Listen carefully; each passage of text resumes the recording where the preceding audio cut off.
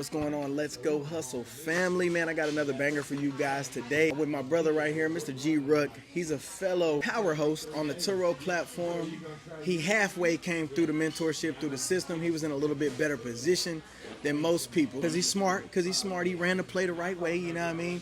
But I'm gonna let him get the mic and tell a little bit about himself, where he's from, and all of that type of stuff. That way I can clear up y'all's limited beliefs y'all may have about Turo and why you're not taking advantage of the money that you can make on Turo, because you may think that, like, my market is too small for this, or, you know, I don't have the proper cars to go out to the people that are in your market. Man, that is your limited beliefs. Like, you got to understand you have an asset. The goal is to have the asset to make income off of it. It doesn't matter where you're at, where you're from, car you have, what type of car you're going to get. It's about making money, and everybody needs a vehicle. So Turo is the play, and now I'm going to let him tell him about himself, where he's at, how he got started, and everything like that. Tap in, listen to what he got to say, so maybe he can clear up some of your guys' limited beliefs as well. What's up, everybody? I'm Gerald Rucker. I live in San Angelo, Texas. This is a very, very small spot, around like 79,000 is the population. People, so, with that being said, I think this is touching six figures. Right. So this is Shreveport, right? Yeah. Shreveport's got what? 100, 120. 100 some change. Double that. Yeah. So initially I was shook, right?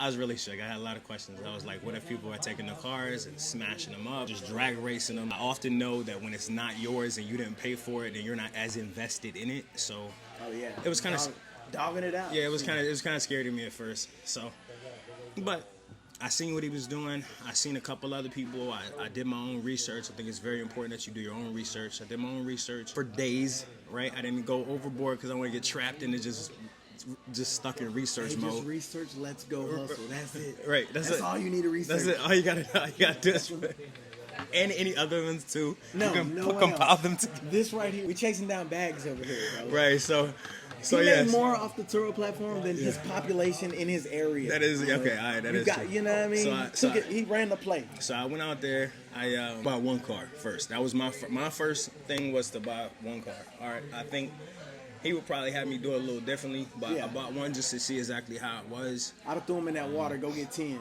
And at the time when I started, I didn't have business funding. I didn't even have an LLC. I just used my own vehicle. Or excuse me, no, I didn't use my own vehicle. I bought a vehicle specifically for it, but I used personal funding. To start off, I had good credit to begin with. I had excellent credit. So I was sitting at about 800 or more, you know, give or take. Those cards, they send you cards and it says completely different stuff all the time, you know. Right. But yeah, I was in a good standing. That's why he only needed half of the mentorship. He was already in a good credit position. He just needed the game. He needed to know how to structure and properly set up his LLC and things like that. But that's a big keynote. Make sure your credit is good before you jump in any business, like my man's here. Correct. So the first car, it did great, and I love the fact that I didn't have to be there. I could still do other things. I could still, spend family time or go work on other hobbies or different jobs or whatever.